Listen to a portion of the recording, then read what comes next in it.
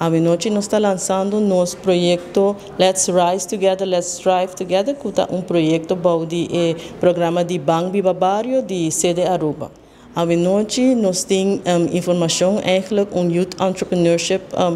Program que nós está lançando também, que está caibau de pilar financeiro de projeto. O projeto tem três pilares, que é financeiro, community building e também self-sufficiency. Então, a noite nós temos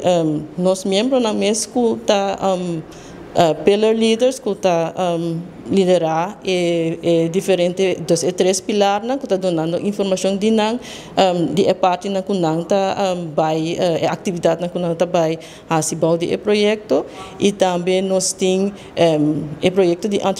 entrepreneurship que tem diferente mentor que também tá by forma parte de projeto. Então, nós temos vários comerciantes de São Nicolás que também para que nós jovens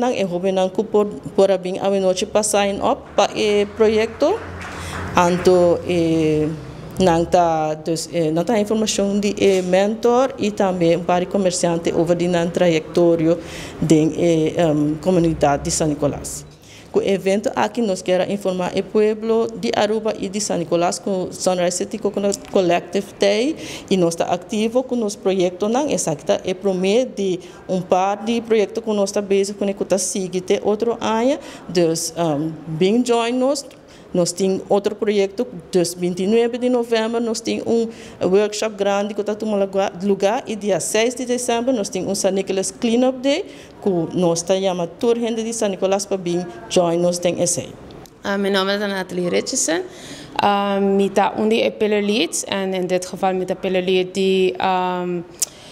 financial pillar. Dus nós está bezig com o Youth Entrepreneurship Programa e nós está bezig com a parte de financial literacy, especificamente para São Nicolás e para o bairro de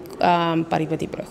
É importante para participar vooral in a parte de Youth Entrepreneurship, sobre eigenlijk zijn ons bij wakron de São Nicolás. Dus er para que o hobby bia gente nota invertir hobby de São Nicolás. E nós quer eigenlijk para gente não vooral youth para gente não young, para não por focus riba na meta ku kikutur nang kiar nota zo marco na tahanye gewoon ta kai voor ishena pero na mesa traha hopi durupe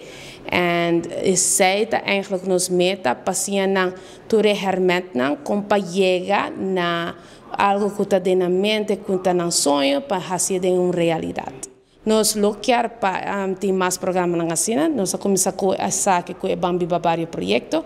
e na final se essa aqui vai basta bom,